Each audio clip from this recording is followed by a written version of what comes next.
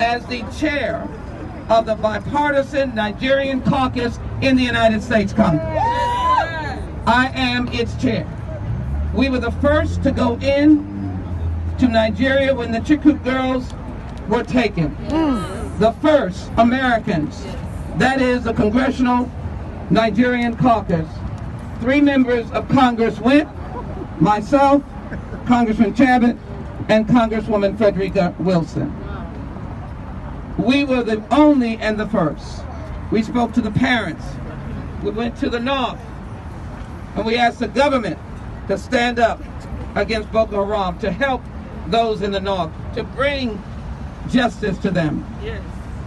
So I am a friend of Nigeria, but being a friend does not diminish the right to tell the truth. That's right. Come on. And so I come here today as a truth teller, to be able to say that Nigeria, now the largest nation on the continent, South Africa, the country with the population and the intellect and the resources to be a powerhouse, not only on the continent of Africa, but around the world. Yes. In order to do that, I cannot suffer through a nation that will kill its young and its children, its petitioners who are petitioning the government peacefully. I can hear the shots of the military shooting the people in the street. I cannot suffer that. And it is important that you petition your government, this government, to be able to stand up. And so, we have now asked the Secretary of State, Pompeo, to stand in opposition right now to the actions going on in Nigeria.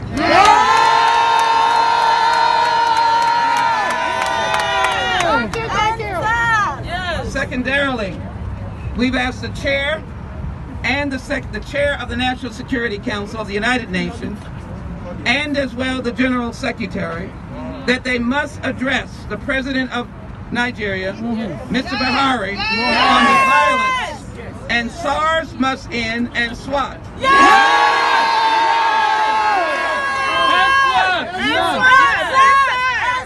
I want a law-abiding country. I believe that law and order is important, as it is here. And many of you know that we've suffered some tragic losses in the last days.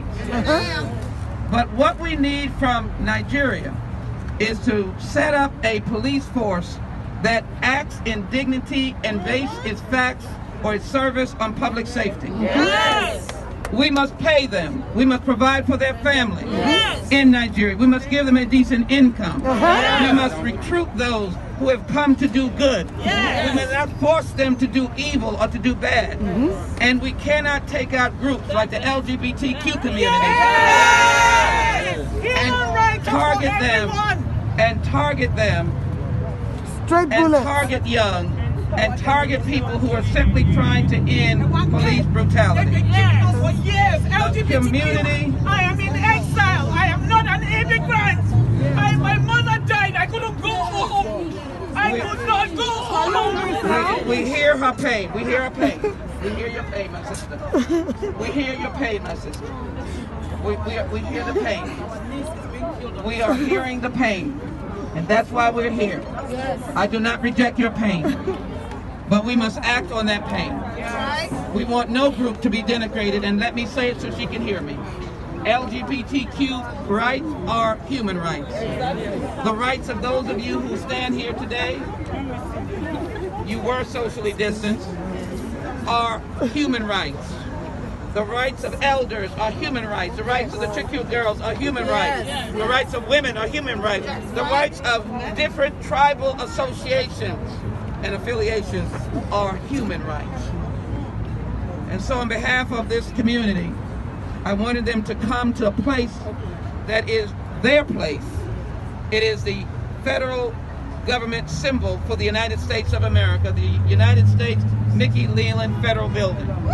And I wear the colors of our red, white, and blue, because that flag is to stand around the world for what is right, what is humane, what is decent, what is orderly, what is democracy, what is just, what is equality. That's right. And we will continue to press the present government of the United States to take a very important step in asking and demanding that Nigeria recognize that the world is watching, the United States Congress is watching, and this violence, senseless violence by people who are wearing the uniform in Nigeria must stop. Yes. It must stop. Yes. The bloodshed cannot continue. Yes. And so I look directly and say, the leadership of the Nigerian government, if you hear my voice, we are demanding an immediate cease and desist